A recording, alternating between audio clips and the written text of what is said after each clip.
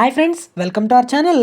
ఈరోజు ఈ వీడియోలో degree second sem English lesson the man who redefined digital age by Steve jobs. Steve jobs గురించి సింపుల్గా క్లియర్గా చూద్దాం. స్టీవ్ జాబ్స్ అంటే మనకి ముందుగా గుర్తొచ్చేది Apple company products, Apple phones, watches. ఈయన కంప్యూటర్ రెవల్యూషన్ అనేది తీసుకొని వచ్చిన వ్యక్తి. ఈయన గురించి క్లియర్గా చూద్దాం. స్టీవ్ జాబ్స్ 24 ఫిబ్రవరి 1955న కాలిఫోర్నియాలోని సిరియన్ ముస్లిం కుటుంబంలో జన్మించాడు. అతన్ని పౌల్ మరియు క్లారా జాబ్స్ దత్తతిచ్చారు. ఇతను హై స్కూల్ వరకు స్టీవ్ జాబ్స్ కాలిఫోర్నియాలోనే చదువుకున్నారు. తర్వాత రీడ్ అనే కాలేజ్లో చదివాడు, కానీ అక్కడ చెప్పే చదువు నచ్చక అలానే తనను చదివించడానికి అతని తల్లిదండ్రులు పడుతున్న కష్టాలను చూసి చదువును మధ్యలోనే ఆపేశాడు. ఈ సమయంలో అంటే చదువును ఆపిన సమయంలో తన స్నేహితుల దగ్గర ఉంటూ క్యాలిగ్రఫీ నేర్చుకున్నాడు. అసలు క్యాలిగ్రఫీ అనేది తనకు ఎందుకు ఉపయోగపడుతుందో అనేది కూడా తెలియదు, కానీ తనకు నచ్చింది కాబట్టి నేర్చుకున్నాడు.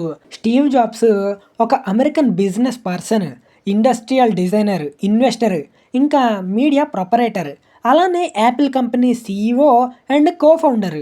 ఈయన పర్సనల్ కంప్యూటర్లో ఒక పెను మార్పును సృష్టించాడు, అంటే ఒక రెవల్యూషన్ని తీసుకొని వచ్చాడు.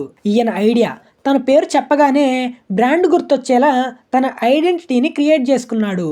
సేఫ్ అండ్ సెక్యూర్ మరియు క్వాలిటీ అనే దానికి ప్రిఫరెన్స్ ఇచ్చాడు. ఈయన అమెరికాలోని యాపిల్ కంపెనీ స్థాపకుడు. కంప్యూటర్స్లో ఎలాంటి మార్పులు తెచ్చాడంటే music, movie and mobile technology develop చేశాడు. 2003లో ప్యాన్క్రియాటిక్ క్యాన్సర్తో బాధపడుతూ 2011లో చనిపోయాడు. ఇతని మరణ వార్తను యాపిల్ కంపెనీ కూడా తెలియజేసింది. కానీ యాపిల్ కంపెనీ డెవలప్ చేయడానికి చాలా కష్టపడ్డాడు స్టీవ్ జాబ్స్. యాపిల్ కంపెనీ అనేది స్టీవ్ జాబ్స్ ఒక్కడే స్టార్ట్ చేయలేదు. అతని స్కూల్ ఫ్రెండ్ అయిన స్టీఫెన్ వోజ్నిక్ ఇద్దరు కలిసి ప్రారంభించారు. 1976లో అంటే 1976లో కాలిఫోర్నియాలోని ఒక చిన్న గ్యారేజ్లో మొదలుపెట్టారు. తర్వాత స్టీవ్ జాబ్స్ మ్యాక్ కంప్యూటర్స్, అదేనండి మ్యాకింటోష్ కంప్యూటర్ డిజైన్ చేశాడు. ఇది తన టీంతో కలిసి చేశాడు. తర్వాత స్టీవ్ జాబ్స్ మ్యాక్ కంప్యూటర్స్, అదేనండి మ్యాకింటోష్ కంప్యూటర్స్ డిజైన్ చేశాడు, అంటే తన టీంతో కలిసి డిజైన్ చేశాడు. ఇది మరింత సులభతరం అయ్యింది వాడటానికి. అంటే ల్యాప్టాప్ అనేది ఎక్కడికి కావాలంటే అక్కడికి తీసుకెళ్లేలా ల్యాప్టాప్ డిజైన్ చేశాడు. అంతకుముందు కంప్యూటర్ అంటే ఒక రూమ్లో ఎటు కదలకుండా ఒక దగ్గర ఉండేలా సెట్ చేశారు. కానీ ల్యాప్టాప్ అనేది కరెంట్ లేకపోయినా ఛార్జింగ్తో రన్ అయ్యేలా డిజైన్ చేశారు. ఇది అందరినీ అట్రాక్ట్ చేసింది. ఇది డిజైన్ చేసిన 12 సంవత్సరాల తర్వాత అంటే 12 ఇయర్స్ తర్వాత 1997లో 1997లో కొత్త ఐడియాను డెవలప్ చేసి ఐప్యాడ్ అండ్ ఐఫోన్ను మార్కెట్లోకి ఇంట్రొడ్యూస్ చేశాడు. ఐఫోన్ అంటే మనకి ముందుగా గుర్తొచ్చేది safe and security, data, camera quality. Steve Jobs 12 సంవత్సరాలు యాపిల్ కంపెనీ నుండి బయటకు వచ్చేశాడు. బయటకు వచ్చి యాపిల్ కంపెనీ డైరెక్టర్ అయిన జార్జ్ లూకాస్ దగ్గర నుండి ఒక కంప్యూటర్ తీసుకున్నాడు. దాని ద్వారా కంప్యూటర్ సైంటిస్ట్, ఆర్టిస్ట్, యానిమేషన్ చేసేవారిని హైర్ చేసుకొని పిక్సార్ యానిమేషన్ స్టూడియో మొదలుపెట్టాడు. పిక్సార్ యానిమేటెడ్ స్టూడియోలో ఒక ఫుల్ లెంత్ సినిమా అంటే యానిమేటెడ్ మూవీ తీశాడు. ఆర్టిస్ట్ క్రియేట్ చేసిన ఫేసెస్తో, అలానే యానిమేటెడ్ చేసేవాళ్ళు దాన్ని ఒక కార్టూన్ రూపంలో క్రియేట్ చేశారు. ఈ లాంగ్ లెంత్ యానిమేటెడ్ మూవీ అనేది పిల్లల నుండి పెద్దవారందరి వరకు అట్రాక్ట్ చేసింది. ఈ యానిమేటెడ్ మూవీ అనేది ప్రపంచవ్యాప్తంగా ఫేమస్ అయ్యింది. అలానే స్టీవ్ జాబ్స్ హార్డ్వేర్ ఇంజనీరు కాదు, అలానే సాఫ్ట్వేర్ ప్రోగ్రామర్ కూడా కాదు. అలాంటి వ్యక్తి చాలా కష్టపడి సాధించాలి అనే కృషితో మొదలుపెట్టాడు. టెక్నాలజికల్ లీడర్గా మారాడు స్టీవ్ జాబ్స్. తాను హైర్ చేసుకున్న జనాలకు అంటే ఎంప్లాయీస్కు ఎవరు ఎంత పని చేయగలుగుతారో తెలిసి వారికి ఆ పని అప్పగించి ఎంకరేజ్ చేసేవాడు. అలానే తాను యాపిల్ ప్రొడక్ట్స్ డిజైన్ చేసి స్టడీ చేశాడు.